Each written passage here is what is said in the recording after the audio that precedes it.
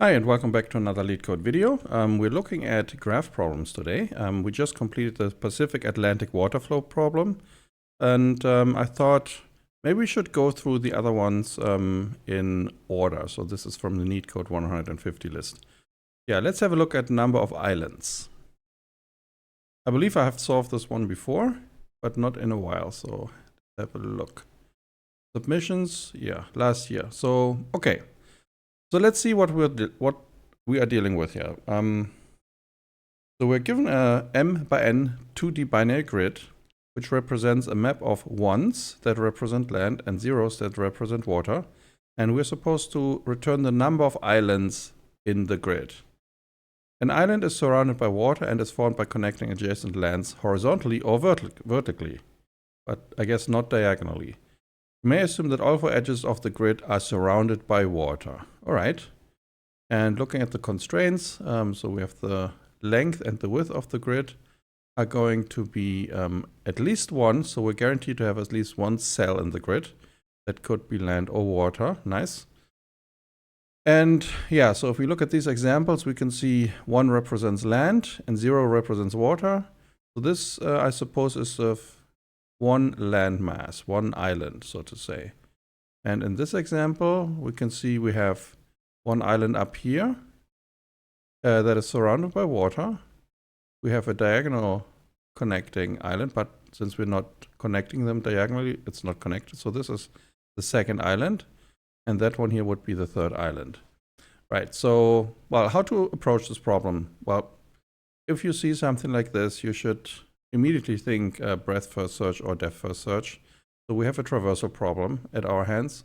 And if we just draw a quick grid here, maybe we can illustrate how we want to proceed going through all of the nodes. Because what we are going to do is we're going to find a node that is land, and then we try to explore that island until we've explored all land cells that belong to that island. And yes, so what we will do is we will have an x variable that goes from over all of the different x positions that you can have in the grid. And we will have a y coordinate that will go over all of the different rows that we can have in the grid. And we'll start at 0, and of course it's height minus 1 is the maximum height, and n minus 1 is the maximum width. And now what we will do if we have, let's say, a 1 here, a 1 here, a 1 here, and maybe we have 1 here, like so. And the rest is zeros. Then what we will do is we will first pick this point as our starting point. Now this is a 0, so we're not going to do anything. We're not going to start to explore land here. Next, we step to the next cell. Now we suddenly have found some land. So, well, what do? Well, we now start a depth first search or breadth first search traversal that will get all of the neighbors of this cell. So we'll look at this neighbor, this neighbor, but not the edge neighbor. So we have to take care that we don't step outside the grid. And we'll check if any of them are actually land. So the one below is going to be not land. So we're going to ignore it. We're going to ignore the one on top.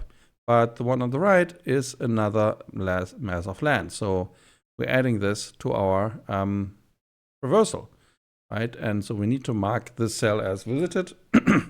And then we continue to explore from there. We're going to explore all the neighbors. We're going to ignore neighbors that we've already visited. So we're not going backwards. We're also not going out of bounds. We have a water cell here on the right that we're not going to step into. But below we find another mass of land. So we're going to go to this cell next. And here we're doing the exact same spiel, but we'll find that all of the neighbors are either 0 or we have already visited them. So now we have marked all of these cells that are annotated, that we have already visited them, and we don't need to explore them anymore. They have been exhausted, so to say. But we also know that we found one mass of land. So we will have to increase our counter to 1 for our result. Next, we will continue with our x, to traverse through the array. But we have already visited all of these cells here. So the next one to try would be to look at would be this cell. However, this cell is also 0. So we're not going to do anything. Also. So there's nothing else to do in the first row. Then we start with the next row where we increase our y. We go through this. These cells have been visited. We have a 0. But now we're running into another landmass. And we will do exactly the same thing here. We're going to explore the island step by step. And yeah, and I think I will use a breadth first search to do that. And it should explore the island completely until we found all of the landmasses that are connected horizontally or vertically with each other, right? So that is the approach. When we explore this island here, we will mark all of these other cells as well with 0 because we will try to go there, but we don't actually go there. And yeah, then we increase our counter to 2 because we've now found the next island. And we just continue. We iterate, we ignore what we visited before. We iterate, and aha, we find a next island. We try to explore its neighbors. All of them are water. So we're done, but we have to increase our island counter to 2. And then, well, the remaining cells have already been visited. So that is going to be the approach. By the way, it does not matter whether you use a depth first search or breadth first search algorithm. It's really doesn't matter because as soon as you've visited a cell, we're not going to revisit it. And but if you use a depth first search, you need to do some backtracking because you have to explore the neighboring cells at some point. So if you start at a cell, you explore here, but you can go also here. You know, once your exploration of the depth first search is done, you need to come back and then continue to iterate with the next neighbor of a cell. So that's why I will use the breadth first search. I think it's conceptually easier and also doesn't have to deal with the backtracking part, which typically requires either a stack or a recursive implementation. The breadth first search, the BFS solution, requires just a queue. I like that approach more. That's why I'm going to use it. So yeah, this is the solution. One more note. So we actually don't have to mark the cells that have water as visited, because if it's water, we're not going to visit them anyways. So we will only mark the cells that are already part of an island as visited.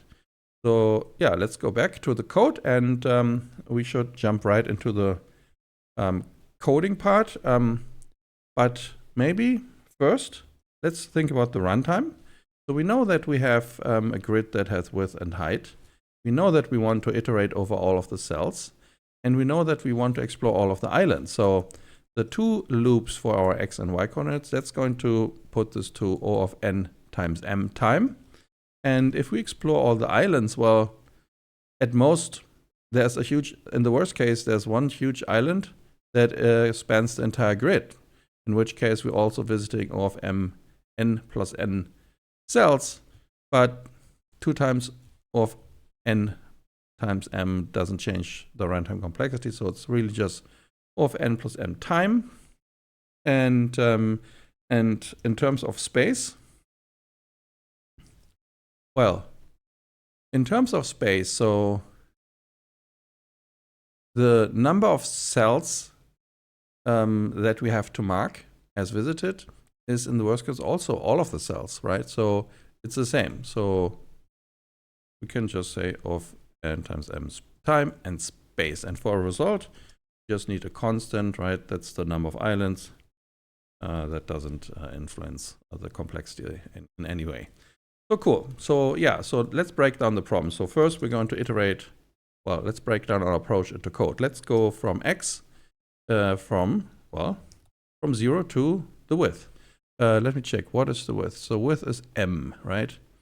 And I always like to pull out those 2, I guess, properties of the grid. So I'd always do it like this. So we say width and height are equal to the length of the first row of the grid, and the length of the grid is the number of rows in it.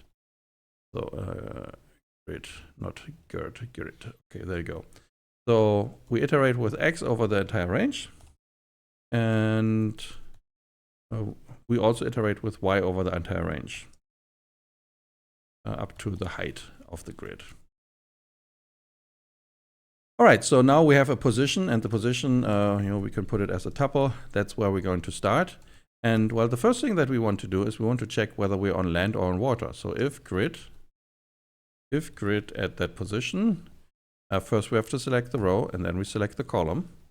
That's how two-dimensional arrays in Python work. If it's equal to 0, we're just going to ignore it because that's water, right? So, and we don't start exploring land on water. Otherwise, we need to explore the island, right? Explore island. And we should pass it in the position that we have. Maybe we pass in xy. Maybe we pass it in as a position, as a tuple. I think we should pass it in as a tuple. That makes it easier to put it into a set, into our visited set, right? And talking about the visited set, we have to initialize the visited set, and we're going to use it. Well, we're going to add elements to it during our exploration, and we're going to skip over positions in case they're already in the visited set. So we will actually do this. So we say position is a tuple of x and y. If pos in visited, we're just going to continue. We're going to not explore the island a second time when we run into it as we iterate through the rows or columns of the grid. Right. And otherwise, we're going to explore the island. And now we also need to pass this visited set to the island function so that we're able to update it. And our result is, well, we know that if we run into a unit of land, and we explore an island, we know we found an island, so we have to increase our counter. All right, cool.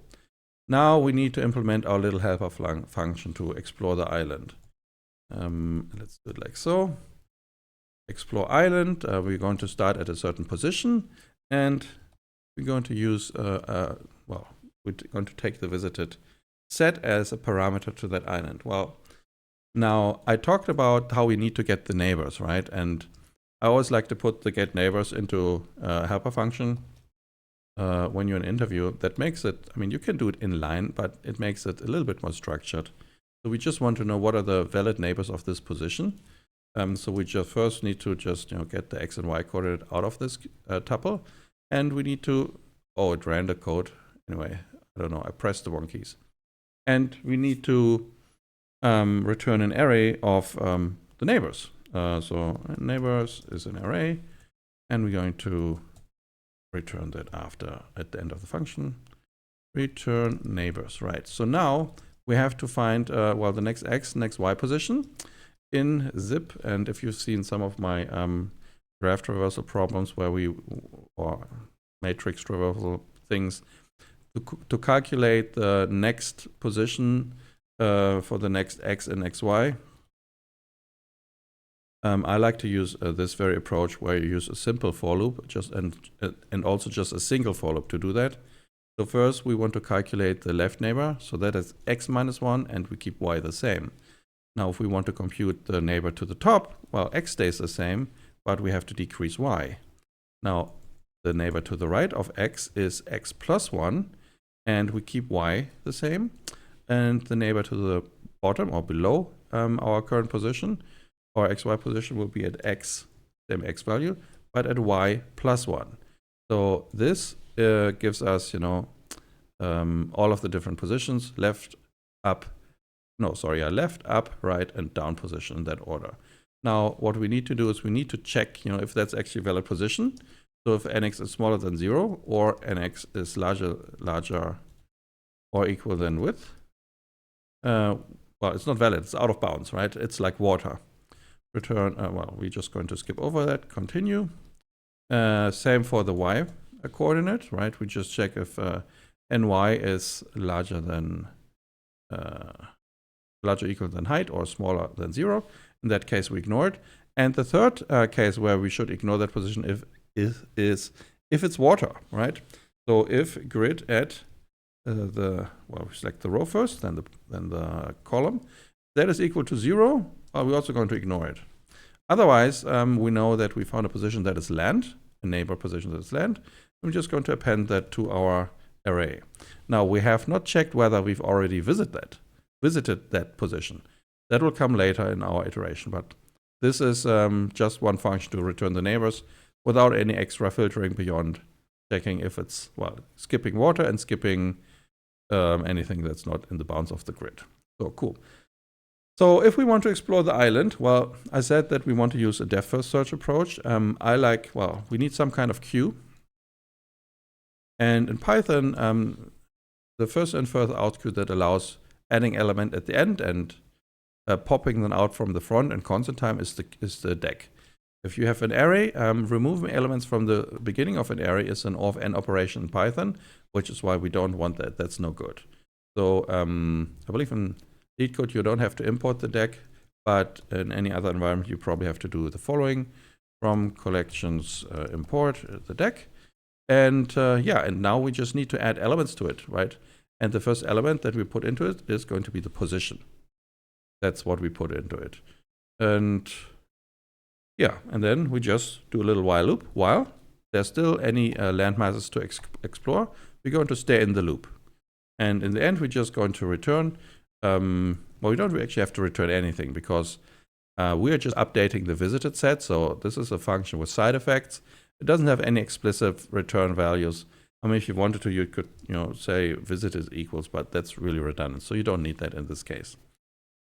So while queue, so we're going to pop up a unit, position. That's q.pop left, and that removes the first element in the queue, or the one that has been inserted, the first or the oldest element from the queue. And now what we do is we check if position is already invisited or if it's not. If it is invisited, if pos invisited, well, we're going to ignore it. We're not going to walk where we walked before. Continue, right? Otherwise, well, we have to add the position to the visited set of positions, right? So we will do this: visited, add position. Nice, cool. So now we just have to iterate over all of the neighbors, right? For npos in get neighbors bars of position, and we could, if we wanted to, filter now if the neighboring position is already visited or not, but we don't have to because we are doing this filtering after we pop elements out of the queue. So it's really not necessarily there. You can do that. You have to be a little bit careful because for some problems, checking it too early can actually mess up your traversal, but that depends on the specific problem. So here we're just going to append the next position, the neighboring position, to our queue. And if we discover that we've already visited that position later when we pop the element out, we're just going to ignore it. So that's pretty much it. And that should be the entire piece of code. I'm just going to hit run. Could be that there's some typos in there, but we will fix them quickly. Name with is not defined. Where is that?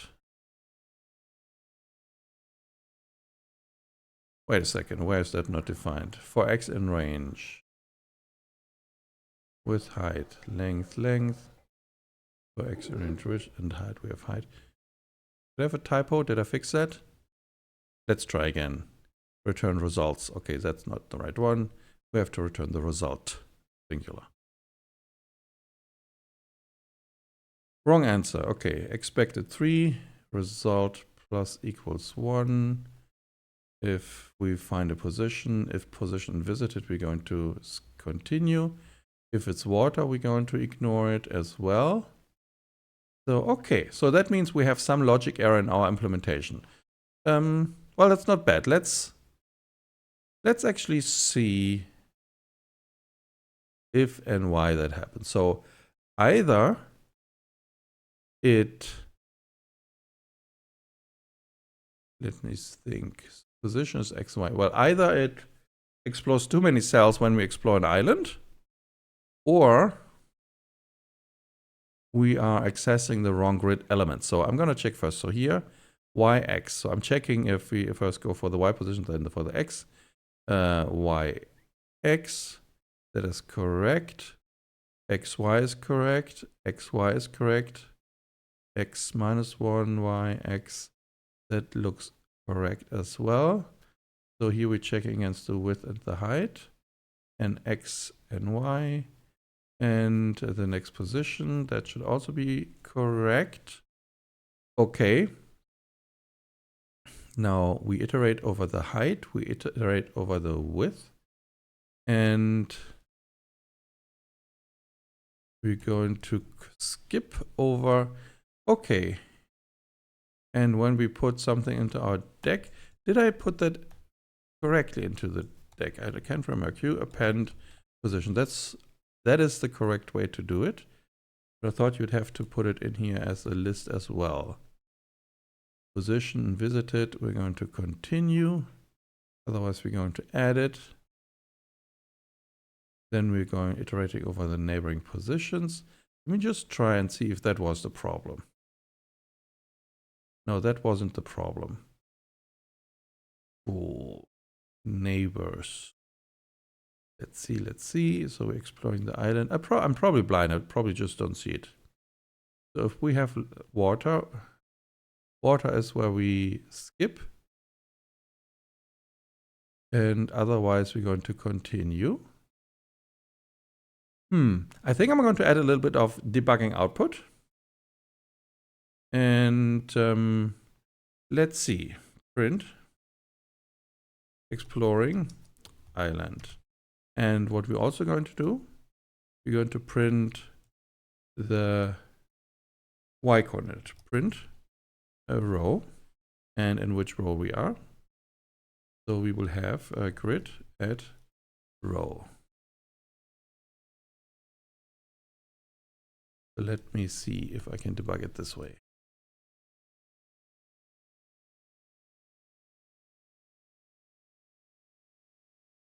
So we're exploring the island. We're exploring this island, but then we're not doing any more explorations afterwards. That is interesting, isn't it? So we're only exploring one, but when we iterate over the other rows, for some reason, we're skipping over them. Did I make a mistake here? We are going over X and Y. Well, maybe we should also print how many cells we've already explored, right? So we're going to say explored, and that'll just be our visited. So let's see. So that should grow. And we want to see if we're exploring any cells beyond or above our grid. So in our grid, we're exploring the island, and now we can see we've explored. So this is case 2. This is this grid. So we expect to only have explored 4 cells after our exploration, but so you can see it's many more than 4 cells. So something is definitely going wrong here. N, Y, and X, and Y, neighbors append.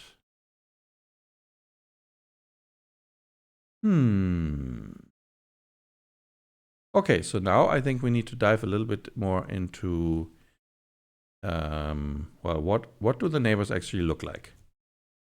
And I think I'm just going to keep all of this in just as an example for how to debug something like that, I guess. All right, so we're popping out a position. If it's invisited, we're going to ignore it. Otherwise, we add it. Now we're iterating over all of the neighbors. Right. So the neighbors. Let's add this here. Print neighbors of the position are neighbors. And now let's run this.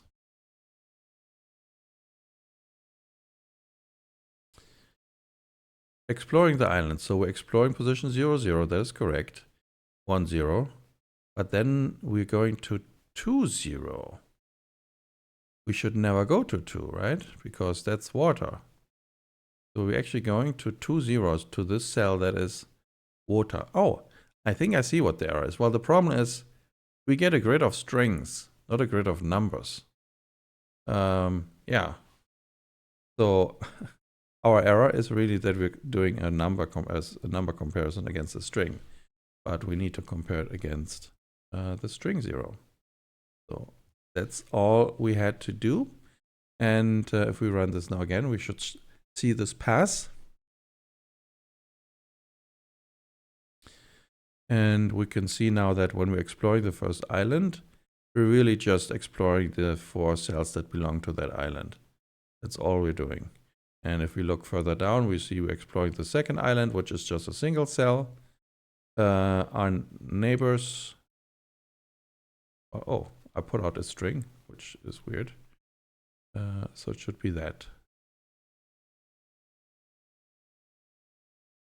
Right, so the neighbors of the second island are, well, there are no neighbors, surrounded by water. Yeah, okay, so I guess that fixes the bug. You know, it really pays off if you can read and actually read the problem description carefully, which I didn't do in this case.